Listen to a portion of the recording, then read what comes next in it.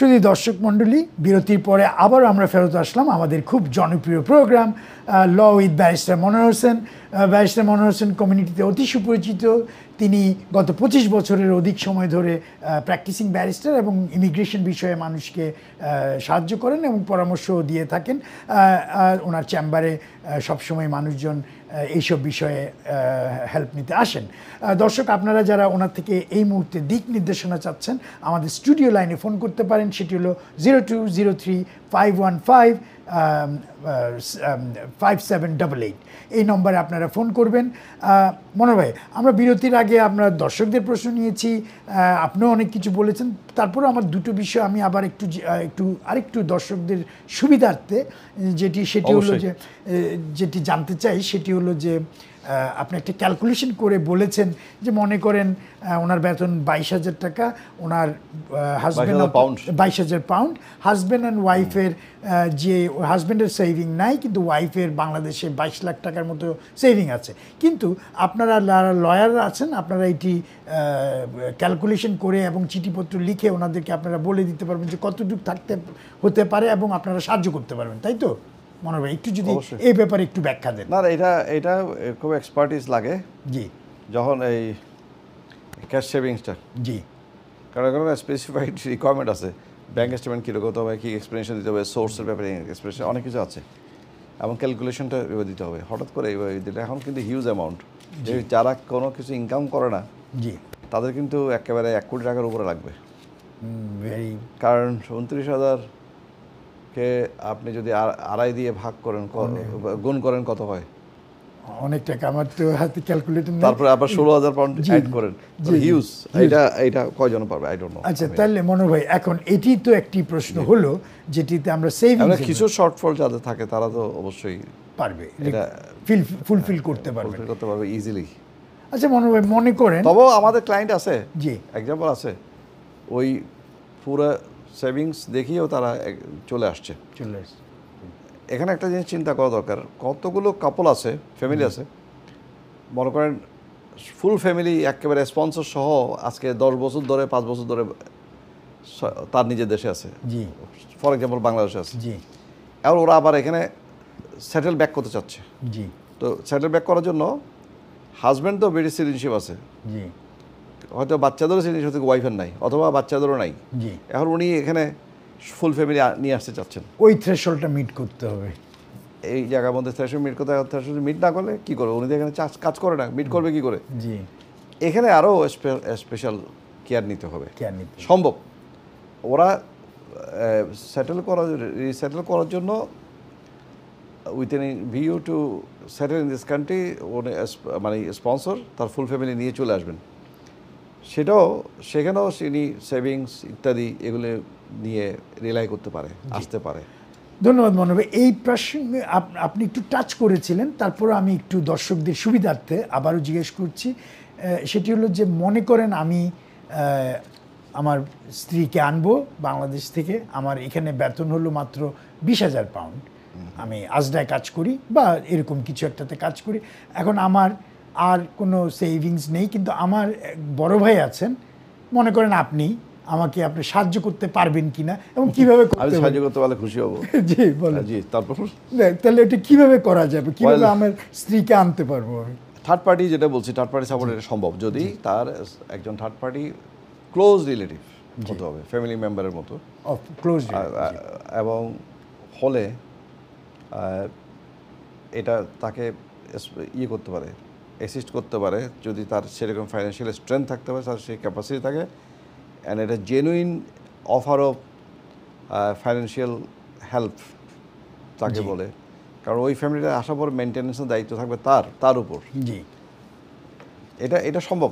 এটা তো সুপ্রিম কোর্টে মামলাটা যাওয়ার পরে এটা হয়েছিল, এই যে 18,600-কে যখন চ্যালেঞ্জ করা হয়। জি, জানি না এখন 29,000-কে চ্যালেঞ্জ করবে, কেউ তো 29,000-কে চ্যালেঞ্জ করছে না। একসময় 18,600-কে করে চ্যালেঞ্জ করা হয়েছিল, এখন 29,000-কে চ্যালেঞ্জ করছে না জি, কেউ। কেন করছে না? I don't know. করা উচিত। আমি জানি না মানুষজনের এখন কি বেতন বেশি বেড়ে গেছে কিনা, বাট করবে নিশ্চয়ই, তাই না? আপনি তো সবসময় ইতিমধ্যে এরকম হয়তো টুডে এটা চ্যালেঞ্জ হবে, তবে হিউম্যান রাইটসের ব্যাপারটা তারা কনসিডার করবে বলে যে কেউ যদি ইনকাম থ্রেশহোল্ড মিট করতে না পারে তখন human rights article 8 family right to family life will come into play, but এটার জন্য খুব স্ট্রং রিপ্রেজেন্টেশন যাকে বলে স্ট্রং সাবমিশন দরকার হয়। কেন breach of right to family life হবে, কেন নর্মাল রুল থেকে হোম অফিস সরে আসা উচিত, জি what is the exceptional compelling reasons, এটা প্রমাণ করতে হবে, হুইচ ইজ ভেরি হার্ড। ধন্যবাদ মনোহর ভাই। এই জন্যে আপনাদের মতো এবং দর্শক যারা বিশেষজ্ঞ অভিবাসী আইন বা ইমিগ্রেশন আইনে পারদর্শী তাদের পরামর্শ নিয়ে আপনারা কাজ করবেন। কারণ আমি সবসময় বলি মনোহর ভাই যে এইসব বিষয়গুলো যারাই আছেন তাদের লয়ারের পরামর্শ নিয়েই করা উচিত, কারণ ভুল হয়ে গেলে অনেক ভুলের মাসুল দিতে হয় আমার যেটুকু মনে হয়, তাই না মনোহর ভাই? দর্শক আপনারা আমাদেরকে ফোন করতে পারেন আমাদের স্টুডিও নম্বর 0203-515-5788। মনোহর ভাই, আমরা তো অনেক কিছু নিয়ে আলাপ করলাম, স্কিল ওয়ার্কার, স্টুডেন্ট, আমরা ডিপেন্ডেন্ট স্টুডেন্টদের আবার যারা বিয়ে করে হাজব্যান্ড অ্যান্ড ওয়াইফ আনবেন তাদের ব্যাপারেও আলাপ করলাম। চলেন এবার একটু যেটি আরেকটি বিষয় আমাদের বর্তমান বাংলাদেশের প্রাসঙ্গিকে, এইখানে আমাদের একটি কলার আছে। দর্শক কে বলছিলেন, কোথা থেকে বলছিলেন? আপনি টেলিভিশনের আওয়াজ কমিয়ে টেলিফোন আমার সাথে আলাপ করেন। জি জি, আসসালামু আলাইকুম। আমি মারজান বলছিলাম। জি, কার্ডিফ থেকে। মনোহর ভাই কার্ডিফ থেকে, জি বলেন, শুনছেন। আমি একটা জিনিস জানতে চাচ্ছিলাম, সেটা হচ্ছে কি আমি এখন আছি। কিসে আছেন? আমার পিএসডব্লিউ তে আছি আর কি এই মুহূর্তে আমি। তো আমার ভিসার মেয়াদটা 2027 পর্যন্ত। তো এরপরে আমি যদি ওয়ার্ক পারমিট ভিসায় সুইচ করি, সেক্ষেত্রে কি আমি এখনো 5 বছরের যে ইয়াটা আছে আর কি, 5 বছরের যে রুটটা আছে আইএলআর এর জন্য, সেটা থেকে আমি ইয়াতে পাবো কিনা আর কি, থাকতে পারবো কিনা, নাকি এখন 10 বছরের রুটে চলে যেতে হবে আমাকে? না, আপনি তো 5 বছরের রুটে তো সুইচ করেন না এখনো, আপনি তো স্টুডেন্ট থেকে পিএসডব্লিউ তে গেছেন, ঠিক না? জি জি জি, আমি এখনো পিএসডব্লিউ তে আছি। হ্যাঁ, সেটা হচ্ছে আমি হয়তো ফর ডিসকাশন, সেটা হচ্ছে এইগুলো কিন্তু এই টাইমগুলো 5 বছরের রুটে কাউন্ট হবে না, কিন্তু 10 বছরের রুটে কাউন্ট হবে। আপনি যেটা বলতে চেয়েছিলেন, if you are going to stay here for 10 years, then it will be counted. Otherwise, for the purpose of skilled worker visa, this is not going to be counted. Skill ওয়ার্কারে 5 বছরের ওটাকে আবার করতে হবে। জি, ওটা পোস্ট স্টাডিটা কাউন্ট করবে না। বুঝতে পেরেছেন নিশ্চয়ই? কি? জি জি, বুঝতে পেরেছি স্যার। আমি আরেকটা জিনিস জানতে চাচ্ছিলাম, আমি যতটুকু শুনেছি স্যার, যে গত মাস থেকে হচ্ছে গিয়ে যদি আমি স্কিল ওয়ার্কারেও যাই, সেই ক্ষেত্রে হচ্ছে গিয়ে সেটা আমার 10 বছরের জন্য ইয়া করতে হবে, আইএলআর এর জন্য অ্যাপ্লাই। ও আচ্ছা, বুঝে গেছি। ওইটা তো এখনো আসে নাই, এখনো 5 ইয়ার্স রুটে আছেন। আপনি যদি স্কিল ওয়ার্কার সুইচ করেন, 5 ইয়ার্স থাকতে পারেন, তাহলে ওইটা বেসিস আপনি ইনডেফিনিট পাবেন। সব দর্শকদের উদ্দেশ্যে বলছি, যেটা শুনেছেন সেটা এখনো হিয়ারসে, সেটা এখনো কানে কানে শোনা, এটা হয়তো রিকমেন্ডেশন করেছে। It doesn't mean that is going into force or is not going coming into force. এখন এটা আসে নাই, এটা ল হয় নাই, সেই জন্য ল যেটা হয় না এটা নিয়ে অ্যাডভাইস করে লাভ নাই। তবে আমি মনে করি যদি ওই ধরনের কিছু হয়, সেটা অবশ্যই অনেক চ্যালেঞ্জের সম্মুখীন হবে, লিগ্যাল চ্যালেঞ্জের সম্মুখীন হবে, কারণ একদিক দিয়ে অর্থনীতির জন্য ক্ষতি হবে। আমি নিজে একজন দীর্ঘদিন ল প্র্যাকটিস করছি, আপনিও কাউন্সিলর, সমাজ নিয়ে ডিল করেন, অর্থনীতি ডিল করেন, দেখেন it will be detrimental to our economy. Work পারমিটের উদ্দেশ্য হচ্ছে এখানে ওয়ার্ক ফোর্স আনা, তাদেরকে যদি এখানে সেটেলমেন্ট দেওয়া হয়, তাদেরকে রেসপেক্ট করা হয়, তাদের সব ঝুলিয়ে রাখা হয় 10 বছর, why that should be coming here? জি, খুব সুন্দর। দর্শক আশা করি বুঝতে পেরেছেন। দর্শক মনোহর ভাই, উনি তো আশা করি বুঝতে পেরেছেন যে প্রশ্নটি আমি আপনাকে করতে চেয়েছিলাম এই কলারের আগে, সেটি হলো যে আমাদের বাংলাদেশের বর্তমান প্রসঙ্গে অনেকে আমরা দেখি এখানে এসছেন স্টুডেন্ট, অথবা অনেকে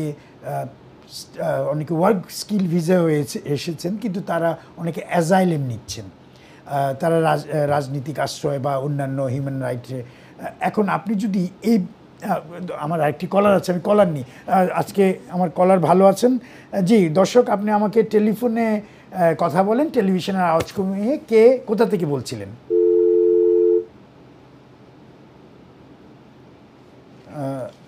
জি জি, আমার মনে হয় দর্শক চলে গেছেন। আচ্ছা, ঠিক আছে, আবার করবেন বা অন্য আমাদের একটু ইয়েতে। মনে হয় যেটি বলছিলাম, তো এখন এরা যদি আপনার মনে করেন এই আশ্রয় বা অ্যাজাইলেমের আবেদন প্রক্রিয়াটা কীরকম, বা আমি বোঝাতে চাচ্ছি অ্যাপ্লিকেশন প্রসেসটা কীরকম এবং অপেক্ষার সময়কাল কতটুকু যদি একটু বলতেন। আরও প্রশ্ন আছে, বাট আপনি যদি, এবং আবেদন প্রক্রিয়ার মধ্যে তাদের কি কি অধিকার থাকে যারা অ্যাজাইলেম নেয়। জি মনে হয় অ্যাসাইলামের কি অধিকার থাকবে সেটা তো ডিপেন্ড করছে কে কীভাবে অ্যাপ্লিকেশন করছে। যেমন একজন ভিজিটর ভিসায় এসে যদি কেউ যদি এখানে অ্যাসাইলাম সিক করে, জি অথবা ইলিগেলি এসে যদি সে অ্যাসাইলাম সিক করে, তাহলে তো সে কোনো কাজের রাইট পাচ্ছে না। জি তবে যারা স্টুডেন্ট থেকে কিংবা পোস্ট স্টাডি ওয়ার্ক থেকে অথবা স্কিল ওয়ার্কার থেকে যারা সুইচ করা হয়, ইভেন কি স্পাউস ভিসা এসেও যারা বিভিন্নভাবে সুইচ করে, যাদের এক্সিস্টিং কাজের রাইট থাকে, তখন সে যদি টাইমের মধ্যেই অ্যাসাইলামটা করে তাহলে তার এক্সিস্টিং কাজের রাইটটা থাকে, সেটা চলতে থাকে। জি। ওটা কন্ডিশন আন্ডার সেকশন 3C হবে, 1971 ইমিগ্রেশন অ্যাক্টের আন্ডার এটা চলে। জি এইটা হচ্ছে একটা ব্যাপার, এটা সবার জানা উচিত। এখন প্রক্রিয়াগতভাবে এটা হচ্ছে যারা করতে চায় তারা যদি টাইমিংয়ের মধ্যে করে তো ভালো। আচ্ছা, আবার অনেকে আছে যে টাইমিং করতে পারে না, কোনো কারণে বরিষ্ঠ হয়ে গেল, জি তারাও করতে পারে। আর অ্যাসাইলাম তো অবশ্যই প্রথম তো স্ক্রিনিং ইন্টারভিউ হয়, যেটাকে বলা হয় এখন ইনিশিয়াল ইন্টারভিউ। কাজে ইনিশিয়াল ইন্টারভিউতে তাকে যেতে হবে, ফিঙ্গারপ্রিন্ট দিতে হবে, তার পিকচার নেবে, তাছাড়া তাকে তখন এটা এরপরে তাকে এআরসি কার্ডটা ইস্যু করা হয়, সেখানে লেখা থাকবে তার কাজের রাইট আছে কি নাই। আর যদি কাজের রাইট না থাকে তাহলে 1 বছর পরে যদি এর মধ্যে ডিসিশন না হয় অথবা আপিল পেন্ডিং থাকে, তখন কিন্তু সে ইয়ে করতে পারে, এটা ওয়ার্কের জন্য পারমিশনের জন্য অ্যাপ্লিকেশন করতে পারে। তখন 1 বছর পরে, 1 বছর পর। আগে এক সময় 6 মাস ছিল, আগে এক সময় যেদিন অনেক আগে আমি দেখেছি 1995-6 দিকে অ্যাসাইলাম করলে কাজের রাইটও চলে আসতো অটোমেটিক্যালি। তো পরে এটা 6 মান্থস করা হলো, পরে এটা 1 ইয়ার করা হলো, ইত্যাদি ইত্যাদি। এখন ধরেন যারা যারা কোনো ধরনের ফাইন্যান্সিয়াল স্ট্যান্ডিং নাই, ইনকাম নাই, যারা কাজও করতে পারছেন না, তারা কিছু হেল্প পায়, কিছু ফাইন্যান্সিয়াল হেল্প, যদিও খুব একটা বেশি সাবস্টেন্টিভ না, মোটামুটি একটা ফাইন্যান্সিয়াল হেল্প পায়। ঘরও জন্য তারা হয়তো তাদেরকে হোটেলে রাখে কিছুদিন, তারপরে একটা ঘর দিয়েও হেল্প করে। তবে ঘরটা এখানে লন্ডনে কোনো কথা নাই, এটা বিভিন্ন জায়গায় হতে পারে তাদের ইচ্ছা মতো, এটা কোনো চয়েস থাকে না। অনেক সময় চয়েস দিলে তখন এটা ডিলে হয়ে যায়, জি তখন এটা ঘর দিতে পারে না। আমি আমার ক্লায়েন্ট একজন দেখেছি প্রায় 12 মাস 2টা বাচ্চা নিয়ে একটা হোটেলে রেখেছে। হোটেল খারাপ না, হোটেল 4 স্টার হোটেল, তারপরেও ওনারা ওখানে অসুবিধা হচ্ছিল, একটা একই রকম গদবাঁধা পরিবেশের মধ্যে। এটা ওনার ভালো লাগছিল না, বারবার অ্যাপ্লিকেশন করছে বাচ্চাদের, তারপরে তাদেরকে আরেক জায়গায় মুভ করা হলো। চেষ্টা করতে হয় প্রতিদিন। তার মানে মনে হয়, যদি আমি একটু আপনাকে এই জায়গাটায় মনে করেন, আমরা বলছিলাম এরা হলো স্কিল ভিসায় এসছেন অথবা স্টুডেন্ট ভিসায় ছিলেন 1 বছর 2 বছর বা আছেন, ওদের কথা যদি না বলি আমরা, আপনি যে যাদের প্রশ্ন, অনেকে তো বিভিন্নভাবে ইলিগালিও আসছে। আমি যাদের কথাটা বলছি ইলিগালি অথবা ট্যুরিস্ট ভিসায় এসছেন মনে করেন, তো তাদের তো কাজের পারমিশন নাই, তো তারা যদি অ্যাজাইলেম করে 1 বছর তো কাজের পারমিশন নাই, তাহলে তারা কি করবে? তারা কেমনে চলবে? তাদের হার্ডশিপ হিসাবে তারা ইয়ে করবে, ফাইন্যান্সিয়াল হেল্পের জন্য অ্যাপ্লিকেশন করবে। আচ্ছা, তারা কি চাইলে মনে করেন তারা কোথাও না গিয়ে তারা নিজেদের পয়সায় চলছে এইভাবে দেখাতে পারে? হ্যাঁ, কেউ যদি নিজের পয়সা, বন্ধু বান্ধবের পয়সা দিয়ে চালে, অনেকেই এরকম, অনেকেই নিজের ঘর বাড়ি আত্মীয় স্বজন বাসায় থাকতেছে, চলছে, অথবা দেশ থেকে ফান্ড নিয়ে আসছে। কে কীভাবে থাকছে, home office is not bothered about it, to be honest. যদি কোনো সমস্যা থাকে তাহলে হোম অফিসের কাছে যেতে হবে। হোম অফিস দেখবে তার কোনো ফাইন্যান্স নাই, তার অ্যাকাউন্টে পয়সা নাই, সে দেশে থাকলেও আনতে পারেনি, ইত্যাদি ইত্যাদি চিন্তা করলে তাকে, তার বাচ্চারা থাকলে তারা প্রায়োরিটি দেয়, মোটামুটি ইয়ে করে। তার মানে মনোহর ভাই, আমি একটু কেন বলছি যে আমি অনেকে প্রশ্ন করে আমাদেরকে কমিউনিটিতে, অনেক সময় দেখি যে বাংলাদেশ থেকে আসলো, ওনার রাজনৈতিক একটু বিষয়ে ওনার প্রবলেম ছিল বা আছে, উনি ট্যুরিস্ট ভিসা আসলেন ওনার ফ্যামিলি নিয়ে, তো উনি এখানে চিন্তা করলেন যে এখানে রাজনৈতিক আশ্রয় বা অ্যাজাইলাম এগুলো চাবে, তো এরকম আপনাদের একজন লয়ারের মাধ্যমে যদি করতে হয় বা এটা আপনি বলবেন, কিন্তু উনি চাচ্ছে না যে দূরে কোথাও চলে যেতে, উনি চায় যে লন্ডনে এখানে কোথাও থাকতে, কারো বাসায় উনি থাকবে, ওনার কাজিন বা কেউ আছে, এইভাবে কি উনি থাকতে পারবে? উনি ভয় পাচ্ছে যে ওনাকে দূরে পাঠিয়ে দিবে। না পাঠাবে না। যদি ওনার অ্যাকোমোডেশন দরকার হয়, যদি বলে যে আমার কোথাও থাকার ব্যবস্থা নাই, হোম অফিসে তাকে ব্যবস্থা করতে হবে, তাহলে হোম অফিস তাকে যদি অ্যাকোমোডেশন কোথাও দিতে না, আবার তাকে আপাতত কোনো একটা হোটেলে দেবে, সেটা লন্ডনের ভিতরে হোক লন্ডনের বাইরে হোক। আর হোটেলে থেকে যখন তাকে একটা আরেকটা ঘরে নিয়ে যাবে, টেম্পোরারি ঘরে, সেটাও তার লন্ডনে হতে পারে, লন্ডনের বাইরে হতে পারে, অনেক দূরে হতে পারে, কাছে হতে পারে।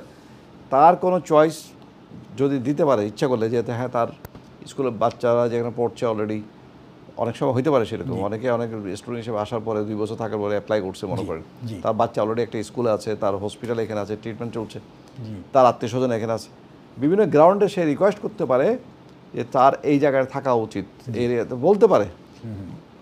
তবে এই ক্ষেত্রে মনে রাখতে হবে, যখন আমি চাই আমার এলাকায় থাকার জন্য, আমাকে তো ওই এলাকাতে অ্যাকোমোডেশন পেতে হবে হোম অফিসকে, তো কাজেই তখন ডিলে হয়ে যায়, তখন ব্যাপারটা এক্সট্রিমলি ডিলের মধ্যে পড়ে একেবারে। এই ক্ষেত্রে আত্মীয় স্বজনের সাথে বা যেভাবে হোক, উনি যদি ওটুকুই চায় ওই এলাকায় থাকতে, তাহলে ওইভাবেই থাকতে পারে। আমি বলবো না যে একদম কষ্ট স্বীকার করে, যেটা হচ্ছে এক একজনে একের ব্যাপার, কেউ কষ্ট সহ্য করতে পারে, কেউ পারে না, কেউ আসলে অতিষ্ঠ হয়ে গেছে ফ্যামিলি নিয়ে, তাকে তো একটা মাথা গোঁজার ঠাঁই দরকার, তার ডিলে করা উচিত না, তাকে এটা নিয়ে অবশ্যই তাকে সাহায্য চাইতে হবে। এবং ইফ নেসেসারি, এটা যেদিন ইনিশিয়াল ইন্টারভিউ হয় সেদিনও he can raise this to the home office, যে আমার কোনো থাকার কোনো ব্যবস্থা নাই। তারা জিজ্ঞেস করে তোমার থাকার ব্যবস্থা আছে কিনা, তখন সে বলতে পারে যে তার থাকার ব্যবস্থা নেই। এইভাবে বিভিন্ন আছে। আর এরপর তো সাবস্টেন্সিয়াল ইন্টারভিউর প্রশ্ন আছে, সাবস্টেন্সিয়াল ইন্টারভিউ আগে অনেক প্রিপারেশনের প্রশ্ন আছে, ডাইমেনশন ঠিক করতে হয়, এগুলো। Most important thing is that your case must be credible, must be believable, otherwise তারা এটা রিফিউজ করবে এবং আপিলের সুযোগও দেবে না। তখন অন্য এভিনিউতে লিগ্যাল রেমেডির জন্য যেতে হবে, জুডিশিয়াল রিভিউ ইত্যাদি। ওগুলোর ব্যাপারে আমি জিজ্ঞেস করবো মনে হয়। আমি আরেকটু এই ব্যাপারটা আরেকটু জানি, মনে করেন এটি দর্শকদের উদ্দেশ্যে, কারণ আমি কমিউনিটিতে অনেকে আমাদেরকে প্রশ্ন করে, অনেকে অনেক সময় জিজ্ঞেস করে, সেটি হলো যে স্বাভাবিক, আপনি তো একজন জনপ্রিয় কাউন্সিলর, আপনাকে তো অনেকে আমরা বিভিন্ন জায়গায় যাই, জিজ্ঞেস করে। তো এখন মনে করেন একজন, যেহেতু বর্তমান প্রাসঙ্গিক রাজনৈতিক যেই ব্যাপারটি আছে বাংলাদেশে, এখন মনে করেন আগের যে সরকার ছিল, তারা এখানে এসে ট্যুরিস্ট ভিসা এসছেন বা কোনোভাবে এসছেন, উনি ওই পার্টি করতেন, তো উনি ওই রাজনীতি করতেন, তো উনি এখানে অ্যাজাইলাম চাইলেন।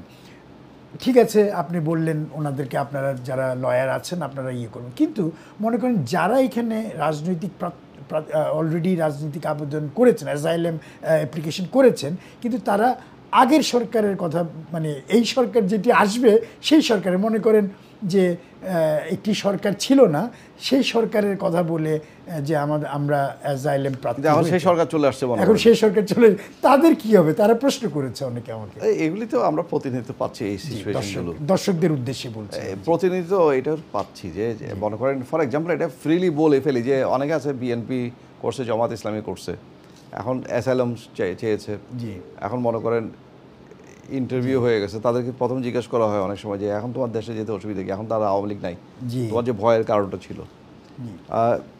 কাজে এখানে তাদের কেসগুলো অবশ্যই একটু ধাক্কা খাচ্ছে, তার মধ্যে যে কারো কেস সাকসেসফুল হচ্ছে না এটা না, কারণ এক একজন সিচুয়েশন, কারণ অনেকের বিরুদ্ধে মামলা আছে, অনেকের জেনুইন মামলাগুলো আছে, অনেকের সেখানে সে বিএনপি করুক আর জামাত করুক, যেটা করুক, তার তো রাষ্ট্রীয় প্রোটেকশনটা তার কতটুকু আছে তার এনশিওর করতে হবে। কারণ একটা মামলা যখন সে জড়িত হয়ে গেছে, কনভিকশন হয়ে গেছে, অনেক সময় দেখা যায়, তাহলে এয়ারপোর্টে গেলে তাকে অ্যারেস্ট করবে, এয়ারপোর্টে অ্যারেস্ট করলে এখন কি সে সাথে সাথে জামিন পাবে? এখন ধরেন অনেক বড় বড় নেতা আছে, তারা হয়তো এটা করতে পারে, অনেক কিছু করে ফেলতে পারে, পয়সা করে খরচ করে কোর্ট থেকে এটা আবেদন করিয়ে হাইকোর্ট পর্যন্ত পৌঁছতে পারে, কিন্তু এখান থেকে দীর্ঘদিন পরে একজন যাবে, তার কোনো ইনকাম নাই, কিছু নাই, ফান্ড নাই, সে কি করতে পারবে? সে কি সেই একই রকম ন্যায় বিচারটাকে সে পাবে? কাজে এখানে যে ইন্টারন্যাশনাল রিপোর্ট এবং সব কিছু মিলিয়ে এখনও পর্যন্ত এমন তো দেখা হোপফুল তো এখনও পর্যন্ত কিছু দেখা যাচ্ছে না যে কি সব কিছুই ঠিক হয়ে গেছে, ডাউন সাইড আপ হয়ে গেছে, আপ সাইড ডাউন হয়ে গেছে, এমন তো ব্যাপারটা না। তো কাজেই যে গুণগতভাবে চেঞ্জ সবার জন্য আসেনি, কাজেই some of them are still fighting for the case and some of them getting successful. আচ্ছা মনোজ ভাই, এই যে আপনি বললেন Result, ফাইটিং করছেন, সাকসেসফুল হয়, আপনার অভিজ্ঞতা, আপনি তো অনেক অ্যাসাইলাম কেস ডিল করেন, আপনি অনেক করেছেন এবং আপনি এগুলো দেখছেন, প্রতিনিয়ত কোর্টে যাচ্ছেন, কতদিন লাগতে পারে একজন আবেদনকারী?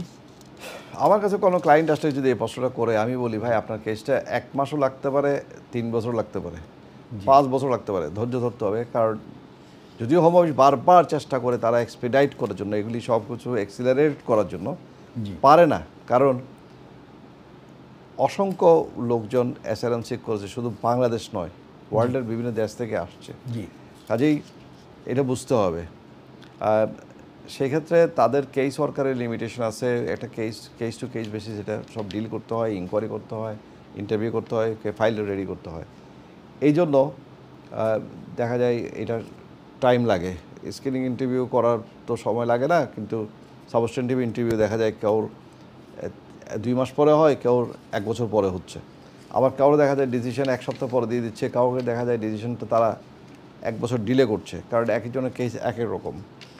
আবার কেউ দেখা যায় আপিলের সুযোগ পাচ্ছে, কেউ আপিলের সুযোগ পাচ্ছে না। যে আপিলের সুযোগ না পেলে তখন সে যদি আবার অ্যাসাইলাম সিক করতে চায়, তাহলে তার একটা রুট ফার্দার সাবমিশন করবে কিনা, আবার আপিল শেষ হয়ে গেলে তার আরেকটা রুট, সে আবার ফার্দার সাবমিশন করবে কিনা, নাকি সে অন্য রুটে যাবে, নাকি চলে যাবে।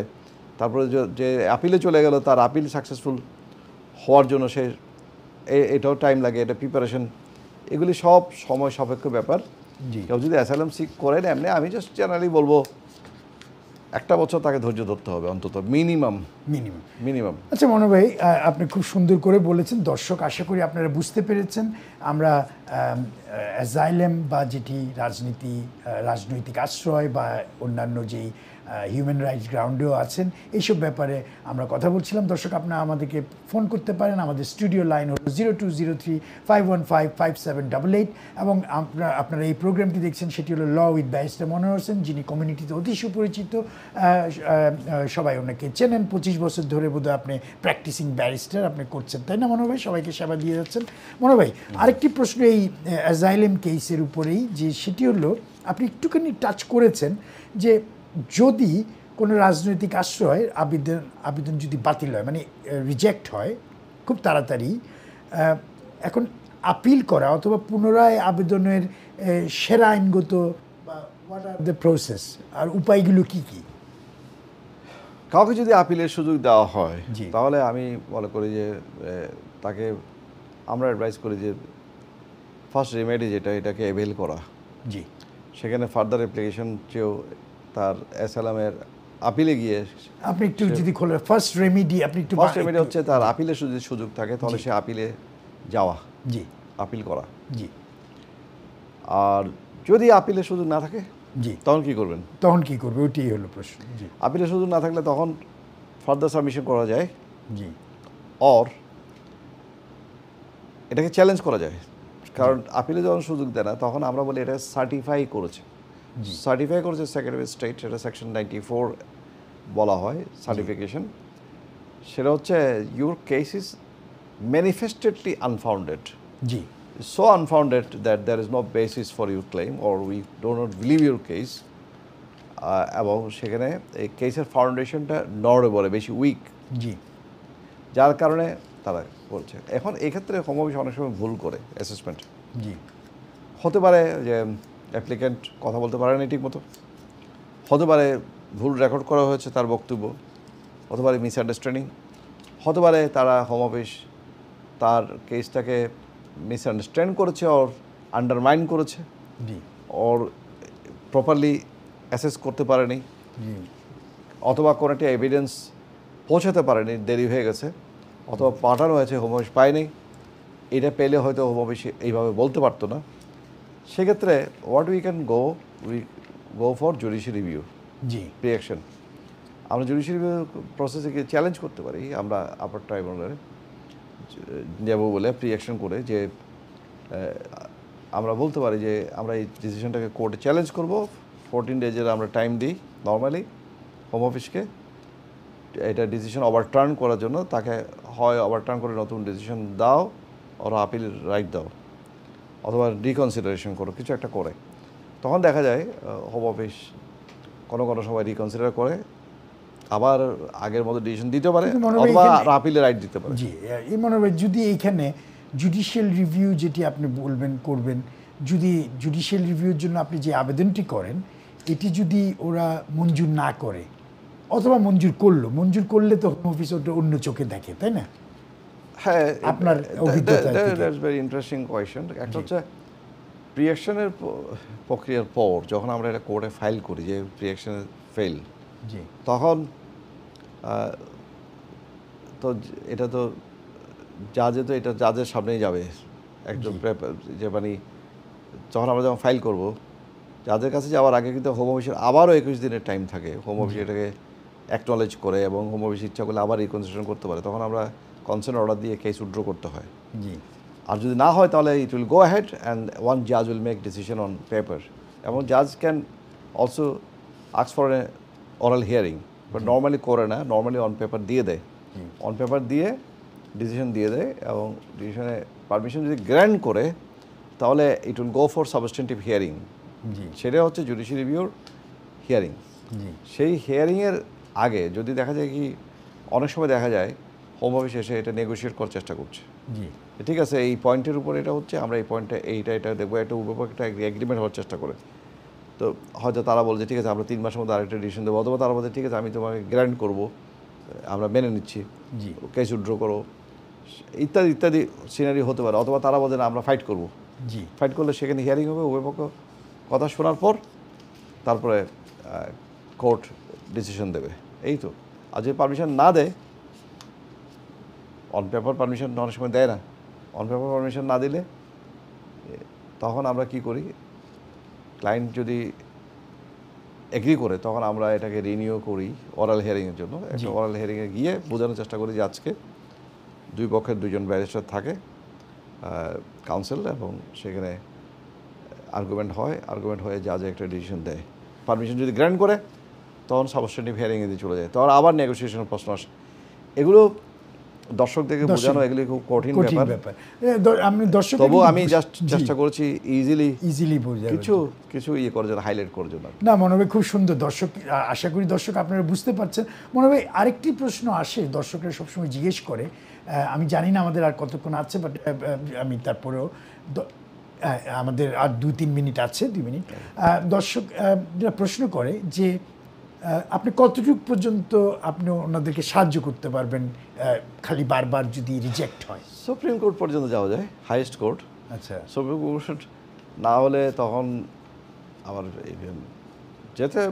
যেতে হয় না বেশিরভাগ কেসে, আবার রিসাবমিশন করতে হয়। জি লিভারপুলে গিয়ে অ্যাসাইলাম কেসকে আবার রিসাবমিট করা যায়, নতুন এভিডেন্সের বেসিসে করা যায়। এটাকে বলা হয় ফার্দার সাবমিশন। জি সম্ভব।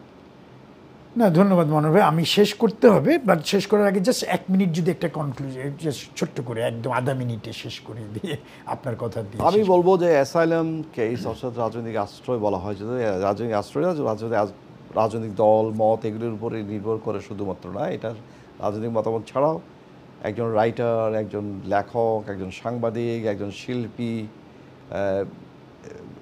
বিভিন্ন কারণে মানবাধিকার কর্মী, তারাও অ্যাসাইলাম চাইতে পারে। এবং একজন নারীও তার বিভিন্ন ধরনের কারণে, ডোমেস্টিক ভায়োলেন্স এবং অন্যান্য বিভিন্ন কারণে, নারী অধিকারের প্রশ্নে, যেমন পাকিস্তানের নারীরা অনার কিলিংয়ের প্রশ্নে ক্লেম করেছিল, সেখানে নিয়ে ট্রান্সজেন্ডারও করতে পারেন, ট্রান্সজেন্ডার বিভিন্ন ধরনের কেস আছে। কাজে অ্যাসাইলামটার মানে যে রাজনৈতিক আশ্রয় সেটা না, শুধু বিভিন্ন কারণে অ্যাসাইলাম হতে পারে। আমি দর্শকদের ইজির জন্য আমি জানাবো অবশ্যই। এবং অ্যাসাইলাম চেক করার আগে একটা তার লিগ্যাল অ্যাডভাইসটা খুবই ইম্পর্টেন্ট। আবার অ্যাসাইলাম কেউ অন অ্যারাইভেলও করতে পারে এয়ারপোর্টে, সেটাও ক্রেডিবল হয় এবং সেটাকে তারা এনকারেজ করে। তবে সেক্ষেত্রে অনেকেই আবার চিন্তা করে যে না আমি লিগ্যাল অ্যাডভাইস নিয়ে করব, তখন তারা এটা পরে করে, বাট তাদেরকে অনেক সময় প্রশ্ন করে যে কেন তুমি অন অ্যারাইভেল করলে না। কাজে এই সব কিছু বুঝে সুঝে কেসটা যেন ক্রেডিবল হয় সেই জন্য তার স্ট্রং লিগ্যাল রিপ্রেজেন্টেশন দরকার এবং অলওয়েজ এক্সপিরিয়েন্স লয়ারের কাছে গিয়ে অ্যাসাইলামটা ডিল করা উচিত। Thank you. ধন্যবাদ মনোহর ভাই। দর্শক, আশা করি আপনারা ব্যারিস্টার মনোহর হোসেনের দিক নির্দেশনা পেয়েছেন। আপনারা যারা কালকে বা পরশু দেখবেন, আপনারা প্লিজ দয়া করে এটিকে ফরওয়ার্ড করে দিবেন বিভিন্ন জায়গায়, হয়তো অনেক মানুষের উপকার হবে এই প্রসঙ্গ, এই ইমিগ্রেশন বিষয়ে যারা ঝামেলায় আছেন বা একটু চিন্তা আছেন তাদের জন্য। বাট দর্শক, আমি সবসময় বলি যে আপনারা আপনাদের কেসগুলোকে একজন লয়ার বা একজন অভিজ্ঞ আইনজীবীর পরামর্শ নিয়ে আপনারা করবেন। দর্শক, ভালো থাকবেন এবং আগামীতে আমাদের প্রোগ্রাম দেখবেন।